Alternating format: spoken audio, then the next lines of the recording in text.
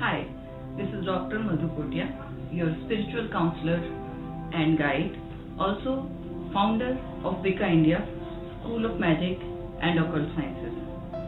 तो आज हम बात करेंगे किस तरह से एक नेगेटिव मैजिक का इफेक्ट होता है और किस तरह से आप उसको रिकॉग्नाइज करेंगे, और इसके अलावा आप रिकॉग्नाइजेशन के साथ में आप किस तरह से अपने आप को इस तरह के नेगेटिव इफेक्ट से बचा सकते हैं, नेगेटिव इन्फ्लुएंस से बचा सकते हैं। तो बहुत सारे लोग सोचते हैं कि अगर आपके ऊपर नेगेटिव मैजिक है तो बहुत ज़्यादा चीज़ें खराब हो जाती हैं, पर बहुत तरह के नेगेटिव मैजिक होते हैं, ब्लैक मैजिक होते हैं, जिसमें कि छोटी छोटी चीज़ों पे असर पड़ता है शुरुआत में और आप रिकॉग्नाइज ही नहीं कर पाते जब तक कि वो सिचुएशन पूरी खराब हो जाती है, यानी कि मैजिक पूरी तरह से इफेक्ट में आ जाता है और फिर आपको सोल्यूशन नहीं मिलता। तो जब शुरुआत होती है इस तरह की नेगेटिव एनर्जी की इफेक्ट की आपके ऊपर, तो उस वक्त सबसे पहले आपकी बॉडी में एनर्जी लो होनी शुरू हो जाती है, आपका मन लगना काम में बंद हो जाता है। जो भी चीज़ें आप एंजॉय करते थे उन चीज़ों को करने का मन नहीं करता, आपका बाहर जाने का मन नहीं करता, ऑफिस जाने का मन नहीं करता, खाना खाने का भी मन नहीं करता। कई बार एनर्जी इतनी लो हो जाती है कि आपको हमेशा लगता है कि आप बीमार हैं, आपसे कुछ हो नहीं रहा। आप जाके अपने टेस्ट भी कराते हैं तो उसमें भी कुछ खास निकलता नहीं है। आप रोज सोचते हैं कि आप कल से शुरू करेंगे कुछ काम, लेकिन वो कल कभी आता ही नहीं है। यहाँ से आपका नेगेटिव मैजिक का इफेक्ट या ब्लैक मैजिक का इफेक्ट शुरू होता है और धीरे धीरे आप देखते हैं कि ब्लॉकेजेस आनी शुरू हो जाती हैं, आपका काम ब्लॉक होना शुरू हो जाता है, आपकी जॉब छूटनी शुरू हो जाती है, आपकी हेल्थ बहुत ज़्यादा खराब होनी शुरू हो जाती है, आपके घर में लड़ाई झगड़े होने शुरू हो जाते हैं। तो डिफरेंट तरह के नेगेटिव इन्फ्लुएंस हो जाते हैं डिपेंडिंग ऑन कि किस तरह का साइकिक अटैक आपके ऊपर किया गया है, किस तरह का नेगेटिव इन्फ्लुएंस आपको दिया गया है। तो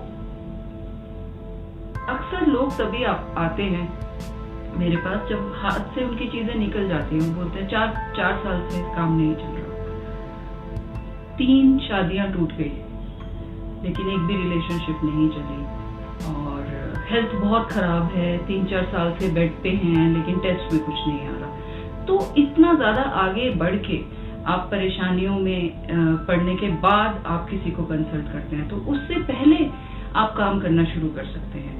सबसे पहली चीज ये है कि हमें जिस भी भगवान को हम मानते हैं, जिस भी तरह से मानते हैं हम भगवान को, उसे हमें एक रेगुलर चीजें डेवलप करना होता है। हमें रोज कुछ ना कुछ करना है जिससे कि हमें कॉन्फिडेंस मिलता है। इस तरह की नेगेटिव चीजें आपके ऊपर असर तब ज्यादा करती हैं जब आपका ऑरा वीक होता है, आपकी विल पावर वीक होती है, आपके अंदर फियर होता है बहुत ज्यादा। जिन लोगों को फियर कम होता है, जो लोग स्ट्रांग होते हैं, जिनका ऑरा स्ट्रांग होता है, उन पे ये चीजें बहुत कम काम करती हैं, बहुत धीरे अफेक्ट करती हैं, और कुछ लोगों पे तो बिल्कुल ही अफेक्ट नहीं करती हैं। तो आपको अपना ऑरा स्ट्रांग करने की जरूरत होती है। और कभी भी जब आपको फील हो कि आपका एनर्जी लेवल लो हो रहा है, तो सबसे पहला काम आपको करना है, आपको अपने चक्रास को बैलेंस करना है। आपके जो 7 एनर्जी सेंटर्स हैं उनको आपने बैलेंस करना है। अब बात ये होती है कि आपको 7 चक्रा बैलेंस करने नहीं आते हैं तो आप कैसे करेंगे? हमारे ऑरा को क्लीन करने का सबसे बेसिक मंत्र जो है वो है ओम। अगर ओम की चैंटिंग आप करते हैं रोज, आपका ऑरा स्ट्रांग रहेगा, आपके एनर्जी सेंटर स्ट्रांग रहेंगे।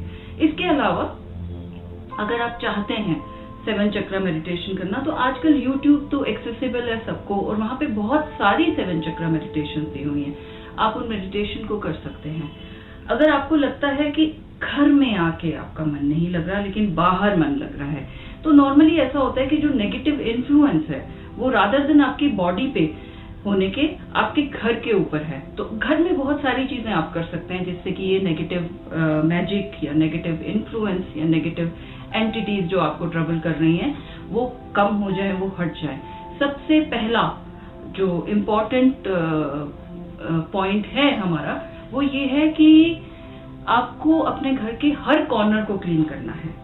हर कॉर्नर को आप क्लीन करिए। ऊपर से झाड़ू पोछा लगाते हैं हमारे मेड्स जो आते हैं, but you make it a point that you are cleansing every corner, और जो आपके घर में डार्क कॉर्नर्स हैं उनमें आप एक सरसों के तेल का दिया जला लीजिए। आप 3-4 दिन ऐसा कीजिए, आपको लगेगा कि एनर्जी थोड़ी बेटर हो गई है। आप कुछ चैंटिंग लगाइए, ओम नमः शिवाय की चैंटिंग लगाइए, या फिर आप सुंदरकांड लगा सकते हैं, आप हनुमान चालीसा लगा सकते हैं। इससे आपको आपका जो नेगेटिव जो मैजिक है, ब्लैक मैजिक कुछ अगर हो रखा है तो उसका असर कम हो जाएगा और आपको दिखेगा चेंजेस आने शुरू हो गए। इतनी शुरुआत में अगर आप ये सब करना शुरू कर देंगे तो आगे इफेक्ट नहीं आएगा आपके ऊपर। लेकिन अगर आप उसे बहुत लाइटली लेते रहेंगे और आप सोचेंगे कि ठीक हो जाएगा, तो ऐसे नहीं होगा। अब यहाँ पर एक बहुत ही जरूरी बात है, कुछ लोग ब्लैक मैजिक पर इतना ज्यादा बिलीव करते हैं कि कुछ भी हो जाता है तो वो बोलते हैं कि हम पे किसी ने ब्लैक मैजिक कर दिया। तो ये थॉट प्रोसेस भी आपको ठीक रखना होगा, और अपने आप को आप वल्नरेबल बना रहे हैं मैजिक की तरफ जब आप बोल रहे हैं कि मेरे पे किसी ने ब्लैक मैजिक कर दिया। आपके 100 प्रॉब्लम्स में से 100% जो इश्यूज आएंगे उसमें से अराउंड 20 to 30% ही होंगे जो मैजिक इश्यूज होंगे। 70% आपका इमोशनल इश्यूज हो सकते हैं, आपका फिजिकल इश्यूज हो सकते हैं जहाँ पे आपको डॉक्टर को दिखाने की जरूरत है। तो आपको डॉक्टर को भी चेक कराना बहुत जरूरी है। ऐसे करके बैठ जाना कि नहीं मेरे ऊपर तो मैजिक है, मैं हनुमान चालीसा कर लूंगा और ठीक हो जाऊंगा, खुद से आप ऐसे नहीं कर सकते। आप कीजिए हनुमान चालीसा और साथ में आप एक बार डॉक्टर से भी चेकअप कराइए। और अगर वहां पर आपको कुछ नहीं मिलता है और फिर भी आपकी प्रॉब्लम परसिस्ट करती जा रही है तो फिर आप इसको कह सकते हैं कि आपके ऊपर मैजिक इफेक्ट है। तो किसी भी चीज को लेकर वल्नरेबल अपने आप को नहीं बनाना चाहिए और आपके माइंड को स्ट्रांग रखना चाहिए। अगर आप स्ट्रांग हैं, आप अपनी ऑरा प्रोटेक्शन कर रहे हैं, आप अपने घर में चैंटिंग लगा रहे हैं, तो आप इस तरह की नेगेटिविटी से बचे रहेंगे और आप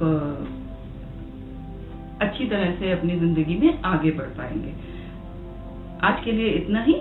हम आगे फिर से डिस्कस करेंगे कि स्पिरिट प्रेजेंस क्या होती है मेरे अगले वीडियो में। Thank you.